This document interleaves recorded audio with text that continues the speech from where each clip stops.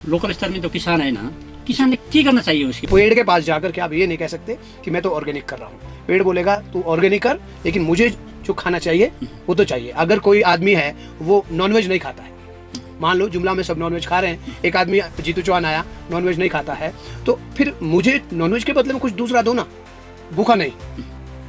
द्विदलीय फसलें जिसको कहते हैं, तो वो अगर लगाते हैं खेत में, तो उससे क्या होगा, वो नाइट्रोजन फिक्सिंग बैक्टीरिया उसके अंदर होता है, उसकी रूट्स के अंदर। हम अगर बाहर से यूरिया भी किसी ने डाला, फर्टिलाइजर डाला, तो वो डायरेक्ट प्लांट को नहीं मिलता है, वो पहले अवेलेबल फॉर्म में कन्वर्ट करते हैं उसको माइक्रोब्स। तो वो जो जीवामृत मैं कह रहा हूँ वो बायो फर्टिलाइजर है, न्यूट्रिएंट्स भी है और उसके अंदर कल्चर है अच्छे माइक्रोब्स का, जिससे जो है जमीन और ज्यादा उपजाऊ होगी। जो फर्स्ट विजिट में आप इधर आया था ना जी, कैसा था यहाँ का जो सेब के समस्या के था? जदो अनि नमस्कार, कार्यक्रम कर्णाली कचहरीबाट म लामो समयपछि हाम्रो रेडियोको स्टुडियोमा आज आएको छौँ, लगभग 2-3 महिनापछि। आज हामीसँग छलफल गर्नको लागि मेरा एकजना विशेष अतिथि हाम्रा छिमेकी राष्ट्र भारतबाट आउनुभएको छ। मैले हिजो पनि मेरो फेसबुक पेजमा रेडियो कर्णालीको सूचनामा हामीले सूचना प्रसारण गरेका थियौँ। तपाईँले कतिको सुन्नुभयो, कतिको सुन्नु भएन, अथवा कतिको तपाईँले यो म्यासेज पाउनुभयो, पाउनु भएन। उहाँसँगको अन्तर्वार्ता अलिकति फलदायी हुन्छ भन्ने हिसाबले उहाँलाई आज हामीले स्टुडियोमा बेलुका बोलाएका छौँ। उहाँ चाहिँ जितु चौहान हुनुहुन्छ। उहाँलाई म हाम्रो रेडियोमा हार्दिक स्वागत गर्छु। थैंक यू, धन्यवाद आपका, बहुत बहुत धन्यवाद। सबसे पहले तो कर्णाली FM रेडियो जुमला का बहुत बहुत धन्यवाद आपका और आपकी टीम का कि आपने हमें मौका दिया जुमला के जो बागवान है, कृषक है, उनसे रूबरू होने का, उनसे बात करने का, उन तक अपनी बात को पहुंचाने का। इसके लिए आपका बहुत बहुत धन्यवाद। जहाँ तक हमारे यहाँ पर आने का जो मकसद है, हम क्योंकि सेब बागवानी करते हैं और सेब बागवानी में काफ़ी सारे काम, जैसे आपने भी बताया कि हम जूस, जैम, चटनी, वैल्यू एडिशन भी करते हैं। अपने ऑर्चर्ड्स भी हमारे हिमाचल में भी है, कश्मीर में भी है, और इसके अलावा हम कंसल्टेंसी भी देते हैं।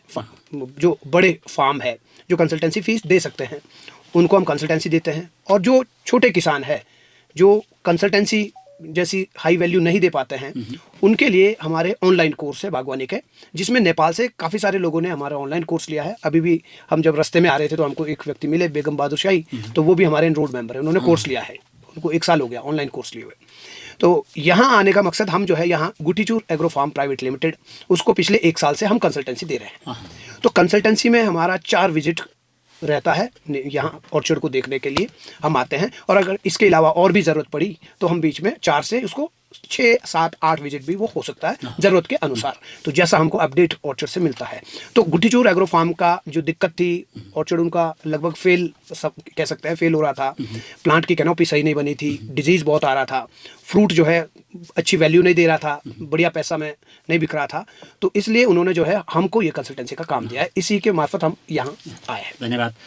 जो तपाईँ जो पहिलो सुरुमा जुम्ला आउनुभएको थियो नि, सुरुमा जुम्ला आउनुभएको थियो, जो स्याउको बारेमा तपाईँले गुटीचौर फर्मको बारेमा देख्नुभएको थियो, सुरुमा अहिले गरेर 4 चोटि, कतिचोटि आउनुभयो, कतिपटक, कितने बार? हाँ, ये मेरा ये तीसरा विजिट है, चौथा विजिट।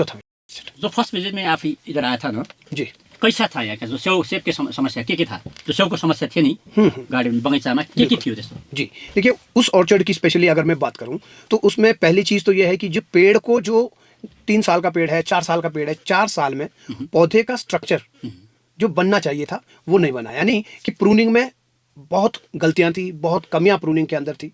जितना बनना चाहिए पौधा, जितने उसमें हांग निकलना चाहिए, हांग निकलता नहीं। कौन सा हांग रखना है, कौन सा हांग काटना है, वो अगर सही से नहीं होता है तो पौधे का जो उत्पादन क्षमता है वो उसकी कम हो जाती है, वो सैनो रहेगा वो, तो जिससे जो है ऑर्चर्ड वो प्रॉफिटेबल नहीं रहेगा। तो एक तो प्रूनिंग का उसमें बहुत बड़ी दिक्कत है जो प्रोजेक्ट को लगभग फेल बना देता है। इसके अलावा वहाँ पर डिजीज़ भी था, 1-2 बीमारियाँ भी थी, कोर्रोट था उसमें। हमारे आने से पहले साल में जो फ्रूट वहाँ पर हुआ था वो जो है लगभग सारा सड़ गया, अंदर से सड़न आता है उसमें, जिसको कोर्रोट कहते हैं, फंगल। जो सेब के दाना अंदर सेंटर से सड़ता है, जहाँ बीज होता है, बीज से वो सड़ना शुरू हो जाता है, तो वो भी वहाँ दिक्कत थी उसमें। और इसके अलावा और भी दिक्कतें, कैंकर, रूट रॉट का दिक्कत था। ऑर्चर्ड के अंदर प्लांट का जो ग्राफ्ट यूनियन होता है, जहाँ पर ग्राफ्टिंग करते हैं, नीचे जो गांठ होता है, गांठ जमीन के अंदर अगर दब गया, मिट्टी अगर उसके ऊपर चढ़ गया तो पेड़ जो है उससे मर जाता है, नीचे रोटिंग होता है, सड़ता है, वो उसको कॉलर सड़ जाएगा, जिसको कॉलर रॉट कहते हैं। जो तो रूट जो जॉइन होता है ना, बिल्कुल जो जॉइन होता है वो गांठ, वो जमीन से ऊपर होना चाहिए। तो यहाँ जब मैं देखता हूँ तो यहाँ वो ढका होता है। ढका होता है। तो वो इस तरह से काफ़ी सारी दिक्कतें वहाँ ऑर्चर्ड में थी। जो आपने तो जो फूजी जो गाला वाला सेब को आपको बोला, जो इधर का जो पुराना सेब है ना, जी, उस सेब का अवस्था क्या है, आपने देखा कि नहीं? बिल्कुल। हम जो है यहाँ राराली, जो कालीकोट की तरफ जाते हुए राराली जगह आता है, तो राराली में भी हम पार, नदी के पार उधर लेफ्ट बैंक में जो बहुत बड़ा लैंड है, वहाँ पे बहुत बड़ी बगीचे हैं वहाँ पर है। और लगभग मुझे दिख रहा था 15-20 हज़ार प्लांट वहाँ सीडलिंग के हैं, बड़े बड़े प्लांट। तो उसमें हम जब गए तो वहाँ भी जो दिक्कत मुझे दिखी है उसमें यह है कि पेड़ों की उम्र 20-25 साल है, मतलब कि सीडलिंग के हिसाब से प्लांट अभी यंग है। और अगर दूसरी तरफ से देखें तो 25 साल हो गया, लेकिन अभी भी लोग जितनी भरपूर फसल आना चाहिए फसल नहीं आ रहा है। क्रॉप में ही दिक्कत है, क्रॉप कम आ रहा है। तो ऐसे में जो है इसके अलावा वहाँ पर भी डिजीज़ है। वहाँ जो मैंने देखा है, मार्सोनिना है, अल्टरनेरिया यहाँ आ गया है, पत्तों पे जो पत्ता पीला हो जाता है और जल्दी गिर जाता है, वो भी वहाँ पर दिक्कत है। इसके अलावा न्यूट्रिशन की कमी भी प्लांट के अंदर में देखने को मिलती है, जिसकी वजह से हर साल जो है बीमा बनता नहीं है और हर साल फल नहीं मिलता है। पॉलिनाइजर की प्रॉब्लम है, पॉलिनाइजर प्लांट बगीचे के अंदर नहीं है। तो बगीचा तो है। पॉलिनाइजर प्लांट क्या होता है? देखिए, जो जुमला के अंदर जो पुराने प्लांट है, पुराने जो बगीचे हैं, उसके अंदर जो वैरायटी है वो रेड डिलीशियस है। तो रेड डिलीशियस को जो है फ्रूट बनाने के लिए दूसरी वैरायटी का फूल का पोलन चाहिए। मतलब रेड डिलीशियस में जो वैरायटी है उसके अंदर में फूल में फीमेल पार्ट है, मेल पार्ट उसके पास नहीं है। मेल पार्ट उसको गोल्डन का चाहिए या उसका गाला का चाहिए, या फिर उसको रेड गोल्डन का चाहिए, ग्रैनी स्मिथ का चाहिए। दूसरी वैरायटी है जिसका मेल पार्ट उसके फ्लावर से मधुमक्खी या कोई वाइल्ड इंसेक्ट वो लेकर के आता है। एक ही बिरुआ में होना चाहिए। वो एक बिरुआ के साथ में वाला भी हो सकता है, लेकिन बहुत दूर नहीं होना चाहिए। बहुत एक बिरुआ के जो फीमेल बिरुआ है, कितने बिरुआ के साथ में एक होना चाहिए, कितनी दूरी के साथ? बेस्ट जो है इस सिस्टम के अंदर 33%, 33% होना चाहिए। 100 प्लांट अगर है तो 33 प्लांट पोलिनाइजर प्लांट उसके अंदर होने चाहिए। जो हम उसको चाहिँ गोल्डन कहते हैं। बिल्कुल गोल्डन, बिल्कुल। जो होइन उसको जो अहिले फुजी गाला जो इटाली से इधर जी इम्पोर्ट हुआ है ना, इसके साथ विभिन्न डिजीज भी इम्पोर्ट हुआ है। आपने उस बगीचा में किसी नया डिजीज कोई पता लगाया कि नहीं? देखो, अभी जो है उस बगीचे में जो देखते हैं उसमें कोई ऐसी डिजीज नहीं है जो यहाँ के अलावा जिससे हमको लगे कि ये इम्पोर्ट हुआ है या इटली के प्लांट के साथ आया है। अभी ऐसा नहीं है। प्लांट जो है हमारे यहाँ पर भी इम्पोर्ट होता है काफ़ी सारा, लेकिन अभी देखने को नहीं है। लेकिन हो सकता है आने वाले सालों में, 2-4 सालों में कुछ ऐसा हो जाए कि उधर से जो है कोई बीमारी आ जाए, नया बीमारी। इंडिया में जो बीमारी है वो वाला बीमारी तो मुझे यहाँ पे दिख ही रहा है, जो हमारे यहाँ पर है। मतलब ये कॉमन बीमारी अभी ऑर्चर्ड के अंदर में है।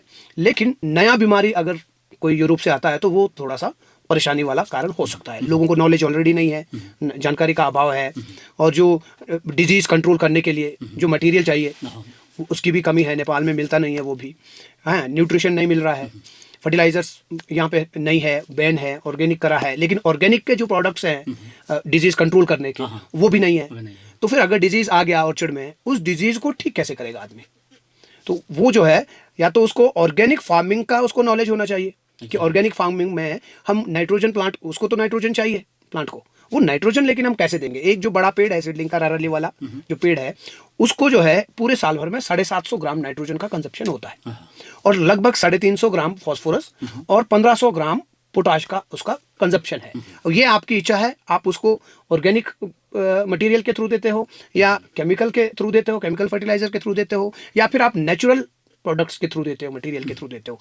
बट आप पेड़ के पास जाकर के आप ये नहीं कह सकते कि मैं तो ऑर्गेनिक कर रहा हूँ। पेड़ बोलेगा तू ऑर्गेनिक कर, लेकिन मुझे जो खाना चाहिए वो तो चाहिए। अगर कोई आदमी है वो नॉनवेज नहीं खाता है, मान लो जुमला में सब नॉनवेज खा रहे हैं, एक आदमी जीतू चौहान आया नॉनवेज नहीं खाता है, तो फिर मुझे नॉनवेज के बदले में कुछ दूसरा दो ना। मुझे रोटी दो, मुझे फाफड़ा दो, मुझे कोदा दो, मुझे चावल दो, दाल साल दो, तो भूखा नहीं। ऐसा ही है अगर ऑर्गेनिक फार्मिंग आप कर रहे हैं, लेकिन पेड़ को जो न्यूट्रेंट की ज़रूरत है वो न्यूट्रेंट उसको मिलना चाहिए।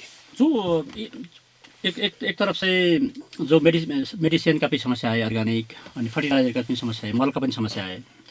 लोकल स्तर में तो किसान है ना, किसान ने क्या करना चाहिए उसके लिए, उसको परिपूर्ति के लिए? जो पेड़ को नाइट्रोजन भी चाहिए, फास्फोरस भी चाहिए, बिल्कुल, और मल भी चाहिए। किसानले स्थानीय स्तर में क्या करना चाहिए उसकी परिपूर्ति के लिए? देखिए, इसके लिए जो है, जो ऐसे फार्मर है जो फर्टिलाइजर नहीं खरीद सकता है, हमारे यहाँ पर अभी जो है नेचुरल फार्मिंग भी चल रहा है। ठीक है जी। तो नेचुरल फार्मिंग में जो न्यूट्रेंट्स हैं वो इंटरक्रॉपिंग के द्वारा दिए जाते हैं। इंटरक्रॉपिंग में जो दलहनी फसलें हैं, दलहनी समझ गए, दाल वाला, कोई भी दाल वाला फसल जो है जिसका दो होता है, तोड़ेगा दाने को, दाना तोड़ करके उसके अंदर दो पीस होता है, द्विदलीय फसलें जिसको कहते हैं। तो वो अगर लगाते हैं खेत में तो उससे क्या होगा, वो नाइट्रोजन फिक्सिंग बैक्टीरिया उसके अंदर होता है, उसकी रूट्स के अंदर। तो वो जो है नाइट्रोजन फिक्स करता है हवा से। ये हो गया, इससे जो है सॉइल बढ़ेगा। दूसरा, जो फसलों का अवशेष जो हम जानवरों को देते हैं, गाय बैल को देते हैं, वो उसको अगर हमने तौलिया में डाला तो वो उसी में डिकम्पोज होगा, सड़ेगा, जिससे जो है ऑर्गेनिक मैटर बनेगा। ऑर्गेनिक मैटर फिर और डिकम्पोज होकर के वो न्यूट्रेंट में कन्वर्ट होगा। Nitrogen, phosphorus, potash, micro nutrient, सारे वो 17 तरह के सारे न्यूट्रेंट जो है वहां से मिलेंगे। इसके अलावा जीवामृत जो है अपने स्तर पर एक छोटा किसान बना सकता है। लोकल गाय है सबके पास, लोकल गाय का जो गोबर और गौमूत्र है उससे जो है एक बायो फर्टिलाइजर बनता है, जिसके अंदर न्यूट्रेंट तो है ही, मैक्रो माइक्रो 17 तरह के न्यूट्रेंट उसके अंदर है। इसके अलावा उससे क्या होगा कि जमीन में जो माइक्रोब्स हैं जो न्यूट्रेंट को नीचे फिक्स भी करते हैं और न्यूट्रेंट को अवेलेबल फॉर्म में भी, मतलब उसको पकाते हैं। हम अगर बाहर से यूरिया भी किसी ने डाला, फर्टिलाइजर डाला, तो वो डायरेक्ट प्लांट को नहीं मिलता है, वो पहले अवेलेबल फॉर्म में कन्वर्ट करते हैं उसको माइक्रोब्स। तो वो जो जीवामृत मैं कह रहा हूँ वो बायो फर्टिलाइजर है, न्यूट्रेंट्स भी है और उसके अंदर कल्चर है अच्छे माइक्रोब्स का, जिससे जो है जमीन और ज़्यादा उपजाऊ होगी। तो वो जो है अपने स्तर पर एक किसान उसको बना सकता है, जिसके लिए 200 लीटर का प्लास्टिक का ड्रम लेना है। जीवामृत बनाने की विधि बता रहा हूँ, एक छोटा किसान अपने घर में जो बना सकता है। एक 200 लीटर का प्लास्टिक का ड्रम लिया, उसके अंदर 180 लीटर पानी और उसमें जो है 10 किलोग्राम ताज़ा गोबर देसी गाय का, बिल्कुल पतला ऐसे करना है, वो उसके अंदर झोल बनाना है और 10 किलो गोबर और 10 लीटर उसमें गौमूत्र डालना है। ये डालने के बाद फिर उसमें दाल का पाउडर डालना है, बेसन, 1 किलो बेसन, 1 किलो उसके अंदर गुड़ डालना है। खेत के कोने से 1 मुट्ठी मिट्टी उसके अंदर डालना है, 100 से 150 ग्राम मिट्टी उसमें डालना है और डाल करके फिर लकड़ी से उसको घड़ी की दिशा में वहाँ 2 मिनट सुबह 2 मिनट शाम को उसको हिलाना है। ड्रम रखना है छायादार जगह में, धूप में नहीं रखना, छाया में रखना और उसके ऊपर बोरी डाल करके उसको ढकना है। तो जब उसको क्लॉकवाइज घुमाते हैं ऐसे, तो उसमें ऑक्सीजन इनफ्लो होता है, अंदर को ऑक्सीजन जाता है। जो माइक्रोब्स गोबर में थे, गाय के पेट में करोड़ों माइक्रोब्स बनते हैं अंदर और वो गोबर के साथ बाहर आते हैं, जो पेड़ के लिए जरूरी है, फसलों के लिए जरूरी है।